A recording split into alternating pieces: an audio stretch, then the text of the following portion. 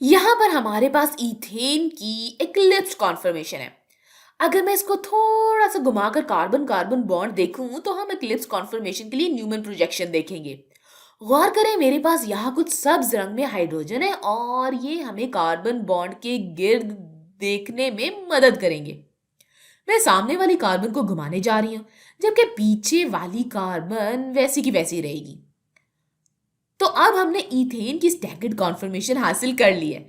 मैं इसे 60 डिग्री पर घुमाती जाऊंगी, लिहाजा मैंने इसे दोबारा घुमाया और अब हमारे पास एक्लिप्स कॉन्फर्मेशन है। मैं इसको दोबारा घुमाऊंगी और अब हमारे पास ईथेन की स्टैगर्ड कॉन्फर्मेशन आ गई है। मैंने फिर इसे 60 डिग्री पर घुमाया और हमें फिर से इक्लिप्स कॉन्फर्मेशन हासिल हो गई। मैं दोबारा घुमाऊंगी तो हमें स्टैगर्ड मिल जाएगी। अब आपको पता चल गया है कि एक दफा और घुमाएंगे तो हमें वापस इक्लिप्स कॉन्फर्मेशन मिल जाएगी। यहाँ पर हमारे पास कॉन्फर्मेशन की पोटेंशियल एनर्जीज का ग्राफ है। तो हमने इधर से शुरू किया। यहाँ ईथेन की इक्लिप्स कॉन्फर्मेशन है, लिहाजा हम इस मखसूस पोटेंशियल एनर्जी पर हैं। फिर जब हमने इसे घुमाया और हमें स्टैगर्ड कॉन्फर्मेशन हासिल हुई तो आप देख सकते हैं कि यहाँ पोटेंशियल एनर्जी में कमी आ गई है। लिहाजा इस स्टैगर्ड कॉन्फर्मेशन की पोटेंशियल एनर्जी एक्लिप्स कॉन्फर्मेशन की पोटेंशियल एनर्जी से कम है। फिर जब हमने इसे दोबारा घुमाया और हम वापस एक्लिप्स कॉन्फर्मेशन पर आ गए तो गौर करें ये एनर्जी लेता है। तो ये इस स्टैगर्ड कॉन्फर्मेशन से इस एक्लिप्स कॉन्फर्मेशन में जाने के लिए एनर्जी लेता है। एक्लिप्स से स्टैगर्ड कॉन्फर्मेशन में जाते हुए एनर्जी में कमी आ जाती है। स्टैगर्ड से एक्लिप्स्ड कॉन्फर्मेशन में जाने के लिए एनर्जी बढ़ती है। एक्लिप्स्ड से स्टैगर्ड में जाने के लिए एनर्जी कम होती है और फिर आखिरकार असली एक्लिप्स कॉन्फर्मेशन की तरफ वापस जाते हुए एनर्जी बढ़ती है। गौर करें कि यहाँ पर मौजूद तमाम एक्लिप्स कॉन्फर्मेशन की पोटेंशियल एनर्जी एक जैसी है। अगर मैं यहाँ एक लकीर खींचूं तो ये एक जैसी पोटेंशियल एनर्जी को जाहिर कर रही है। ओहो, इतनी टेढ़ी मेढ़ी सी लकीर बनी है। चले कोई बात नहीं, आपको समझ तो आ रही है ना मैं क्या कहना चाह रही हूँ। तो इसलिए हम इन्हें एनर्जी की इस्तेलाह में डीजेनरेट कहते हैं। बिल्कुल ऐसा ही स्टैगर्ड कॉन्फर्मेशन के लिए है। इनकी भी पोटेंशियल एनर्जी एक जैसी है, इसे भी लकीर से जाहिर करते हैं।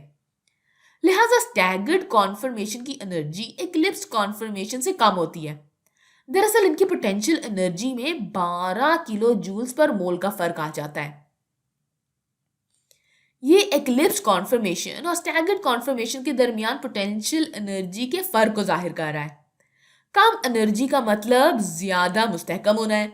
इसके बारे में सोचने का आसान तरीका ये है कि इनको एक पहाड़ से तस्वुर किया जाए। अगर मेरे पास यहाँ पहाड़ के नीचे, यानी जहां से पहाड़ शुरू हो रहा है वहां पर कोई पत्थर है और मैं इसका मुआवजा ऐसे पत्थर से कर रही हूँ जो पहाड़ की चोटी पर है, तो फिजिक्स में आप जमीन पर पोटेंशियल एनर्जी को सिफर के बराबर तय कर सकते हैं। तो कह लेते हैं कि ये ग्राउंड लेवल है। यहाँ पर जो पोटेंशियल एनर्जी है इसे हम यू कह लेते हैं और यू इस जगह पर, इस नुक्ते पर 0 जूल्स है, यानी 0 जूल्स है। लिहाजा यहाँ पर जो पत्थर है इसकी एनर्जी 10 जूल्स है और फिर ये पत्थर इस एनर्जी का इस्तेमाल करते हुए पहाड़ के इस नुक्ते पर आ जाएगा। चले कह लेते हैं कि इसकी हतमी पोटेंशियल एनर्जी 22 जूल्स के बराबर है। ये फाइनल पोजीशन इतनी मुस्तहकम नहीं है और ये सबसे ज्यादा पोटेंशियल एनर्जी है। लिहाजा ज्यादा पोटेंशियल एनर्जी होने का मतलब है कोई चीज कम मुस्तहकम है। कम पोटेंशियल एनर्जी का मतलब है ज्यादा मुस्तहकम। तो हमारे पास इक्लिप्स कॉन्फर्मेशन और स्टैगर्ड कॉन्फर्मेशन के दरमियान एनर्जी का फर्क क्यों आता है? खैर, इसे टॉर्शनल स्ट्रेन कहते हैं। तो एनर्जी में ये तफरीक, ये 12 किलो जूल पर मोल, इसे टॉर्शनल स्ट्रेन कहते हैं। टॉर्शनल स्ट्रेन का जरिया या बुनियाद एक बहस का मौजू है।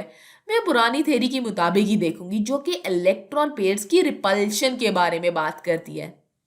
और इलेक्ट्रॉन पेयर्स की रिपल्शन इस वक्त बहुत ज्यादा होती है जब बॉन्ड्स एक्लिप्स्ड होते हैं। तो अगर आप इस बॉन्ड में मौजूद इलेक्ट्रॉन्स को देखते हैं जो कि इस बॉन्ड में मौजूद इलेक्ट्रॉन्स के करीब हैं और आपके पास बिल्कुल ऐसा ही यहाँ पर भी है और यहाँ पर भी है, लिहाजा खला में ये बॉन्डिंग इलेक्ट्रॉन्स के पेयर्स एक्लिप्स कॉन्फर्मेशन में एक दूसरे के ज्यादा करीब है। अगर हम स्टैगर्ड की तरफ जाते हैं और इलेक्ट्रॉन्स के पेयर्स को देखते हैं तो ये एक दूसरे से ज्यादा दूर है।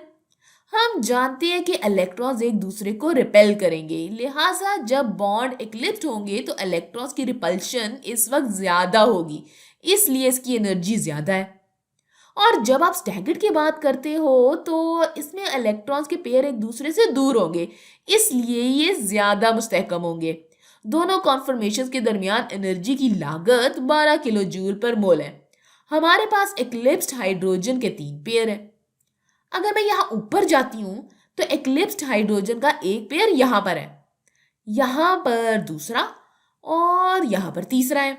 तो अगर कुल मिलाकर एनर्जी 12 किलो जूल पर मोल है और मेरे पास एक्लिप्स्ड हाइड्रोजन के 3 पेयर हैं, तो हम ये कह सकते हैं कि एक्लिप्स्ड हाइड्रोजन के हर पेयर की एनर्जी की लागत 4 किलो जूल पर मोल है।